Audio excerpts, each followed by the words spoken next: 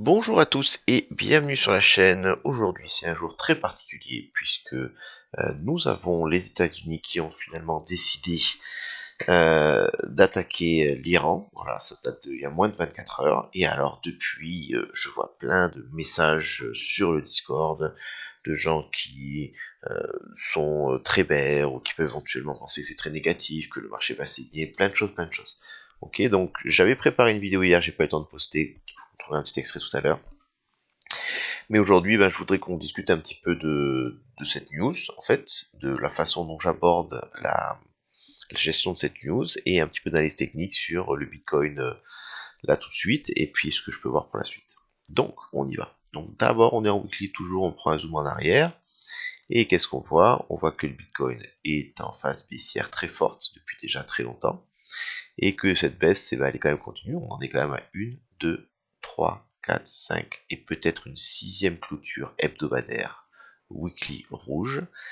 Et juste ça déjà, si vous regardez par le passé en weekly sur le Bitcoin, à part à peu près par ici, c'est quelque chose que l'on n'a jamais eu. Donc on est quand même actuellement dans une phase baissière, je dirais, qui est déjà extrême dans sa durée. Dans son amplitude, pas forcément, mais dans sa durée.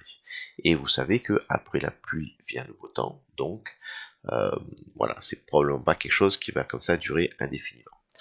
Et on voit ici qu'on a un ralentissement. Donc ça, c'est l'analyse en weekly. Ok. Sur du daily, on connaît la carte. Et une première chose qui est intéressante, c'est que quand je viens regarder ici, j'ai le prix actuellement qui est contenu dans un canal baissier. On a une belle touche ici, première touche, deuxième touche, touche vers le bas. Ici, on a fait le retest de la touche vers le bas. Ça, c'était pas facile à trouver, mais c'était intéressant.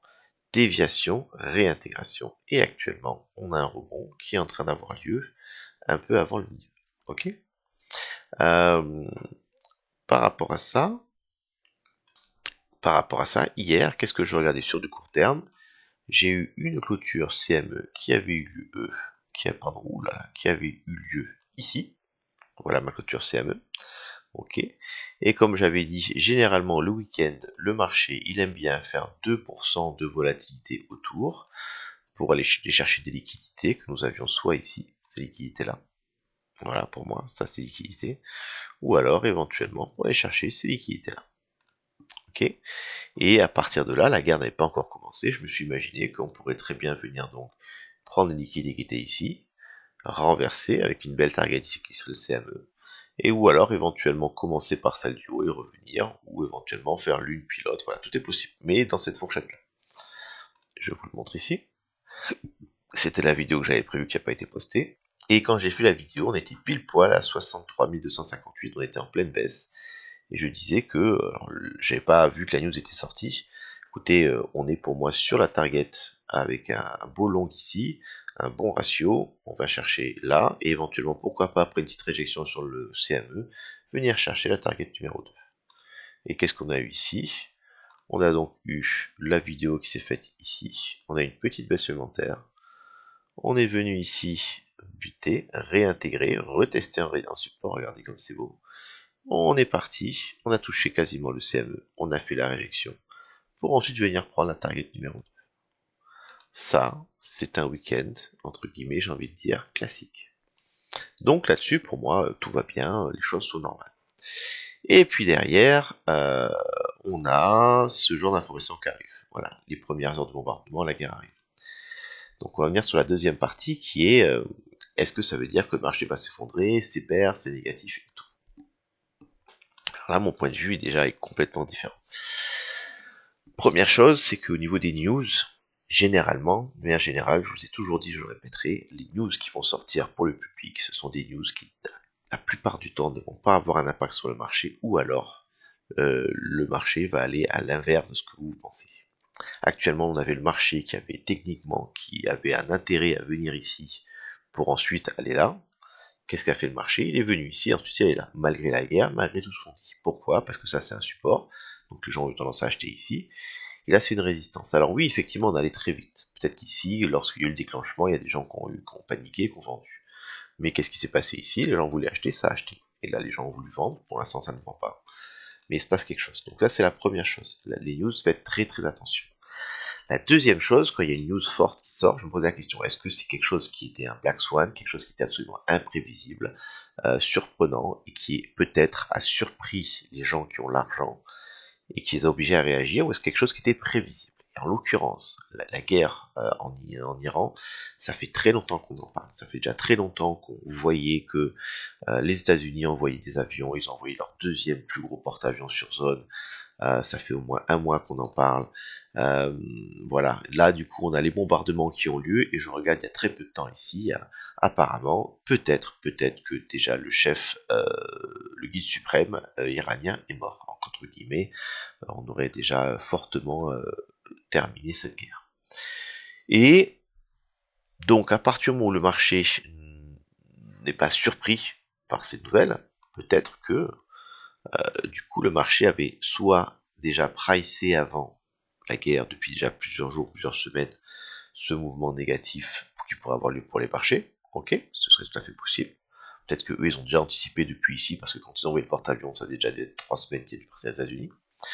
Soit également, euh, il est tout à fait possible que, du coup, quand la news sorte, il se passe l'effet inverse, puisque les gens vont vendre, le marché, il aime bien prendre liquidité, il aime bien enfoncer les gens dans le rouge, et ben tout le monde pense qu'il faut vendre, le marché va venir faire un short squeeze. Voilà. Donc ça, ce sont des choses dans ma tête qui sont assez probables. Et maintenant, la question, c'est comment est-ce que moi, je vais aborder cela? Aborder cela de deux manières différentes. Un, je vais quand même faire attention. Ok, bien sûr que là, la volatilité risque d'être assez forte pendant cette partie-là, puisque lorsqu'on va voir la réouverture de la bourse, il y a des échanges qui vont se passer, il y a des gens qui ont tout à l'heure besoin de clôturer des positions par sécurité, donc ça pourrait faire des mouvements dans un sens ou dans l'autre, etc. Mais rien que par rapport à ça, on dit oui qu'il y a des gens qui vont vouloir clôturer des positions, se retirer pour se mettre en sécurité. Bien sûr. Donc, qu'est-ce qui peut se passer? Ok. Peut-être que ce sont des gens qui vont aller vers le gold. Et justement, le gold, regardez comme il monte. Si ça, c'est pas de l'insécurité que le marché ressent depuis déjà 2 ans, je sais pas ce que c'est. Ok. Et d'ailleurs, il est toujours en train de monter. Donc, on a déjà eu à ça. Le deuxième facteur, ce serait que si les gens clôturent des positions, il y a deux types de positions. Il y a leur spot. Donc, ok, je me sécurise, je vends ma crypto. Et ça a un effet baissier sur le marché. Je suis complètement d'accord. Mais il y a une deuxième possibilité à laquelle on ne pense pas souvent. C'est que si jamais les gens avaient des positions, par exemple, euh, en majorité short, actuellement le marché est baissier. Donc on peut imaginer que les gens, en majorité, avaient des positions à la baisse, qui s'avaient gardées ouvertes. Tous ceux qui avaient des positions haussières sont fait sortir depuis toute cette phase baissière. Donc ces gens qui ont des positions à la baisse, si ce sont des gens qui sont intelligents dans le marché et qui pensent qu'il est probable que le marché reparte à la hausse, ou alors tout simplement qui veulent réduire une partie de leur position pour réduire le risque de la volatilité, et ben ces ordres qui sont actuellement prioritairement à la baisse pourraient se transformer du coup les clôtures en ordre d'achat et on pourrait avoir un short squeeze. Et regardez au moment où je parle, qu'est-ce que je vois? Ben, je vois que depuis on a fait 6% en 13 heures. Alors voilà, ça, si c'est pas ce genre de mouvement dont je vous parle, 6% sur un week-end, il n'y a pas de volume, c'est ça. Est-ce que ça veut dire que lundi, on va réouvrir et on va partir to the moon en ligne droite? Pas du tout, pas du tout. Mais plus les gens sont psychologiquement baissiers, et plus la probabilité d'un short squeeze, pour moi, devient importante. Donc, je me méfie, je me positionne de manière légère, je fais attention à mon stop loss. Mais voilà, je suis bien conscient que ce que la majorité des gens sont en train d'échanger en ce moment est probablement ce que l'opposé de ce que le marché va faire. Et maintenant, concrètement, qu'est-ce que je regarde, sachant que le marché aime aller d'une liquidité à une autre? On a ce mouvement qui est ici, notre CME qui est au milieu. Voilà. Le scénario pour essayer de tuer le plus possible de gens serait ne pas venir clôturer le CME, venir sur le haut du canal ici peut-être, faire une réjection. Ok, au haut du canal réjection, les gens pensent que on va venir clôturer le CME, voire poursuivre à la baisse, d'accord? Sauf que généralement, quand on a une rotation vers un bas de canal qui est incomplète, c'est plutôt bullish, donc on pourrait avoir ça. On va redescendre un petit peu, on va jamais venir toucher le CME, les gens ne pourront pas clôturer leur position short et on va faire un dernier short squeeze. Et on va venir prendre des liquidités qui maintenant s'accumulent, qui sont relativement importantes, qui sont celles-ci. Top, top, top, top, top. On a 5 tops là qui sont alignés. Et donc on a des liquidités qui sont dans cette zone. Voilà. Donc pourquoi pas ici venir prendre ces liquidités. Venir faire une mèche jusqu'à 73 000. Et à 73 000, quand les gens vont commencer à être bullish, on est sorti du canal, la guerre est finie, je ne sais pas, par exemple, l'ayatollah est mort, on s'appelle l'Iran a annoncé que, où est-ce qu'on arrive? On arrive pile poil sur le haut, l'extension du canal one-to-one, into la résistance des 73K qu'on avait dit il y a quelques temps. Et à ce moment-là, quand tout le monde dit c'est bon, la guerre est finie, je vais pouvoir reprendre mes cryptos, et ben on va venir faire une belle réjection qui pourrait déboucher du coup sur une cassure baissière. Et pourquoi est-ce que je vous dis ça? Parce que je regarde ce qui s'est passé par le passé. Regardez, ici, j'avais eu une phase baissière, un premier rebond, hop, on n'a pas réussi à tenir, on est venu faire la deuxième poussée, prendre liquidité, et après on est parti à la baisse. Voilà, donc ça ce serait le scénario entre guillemets le plus tordu, peut-être un très probable, on peut venir faire ça, venir prendre ses liquidités, le fake out et la réintégration vers le bas. Dans tous les cas, difficile à prévoir, mais bon, le trading est là et c'est comme ça que éventuellement on fait du gain. Vidéo un petit peu complexe, un petit peu tordue aujourd'hui, pas d'échelon, rien. Je pense que c'est plus pour la culture générale, à voir maintenant l'indice qui va se passer. J'espère que en tout cas ça vous sera instructif.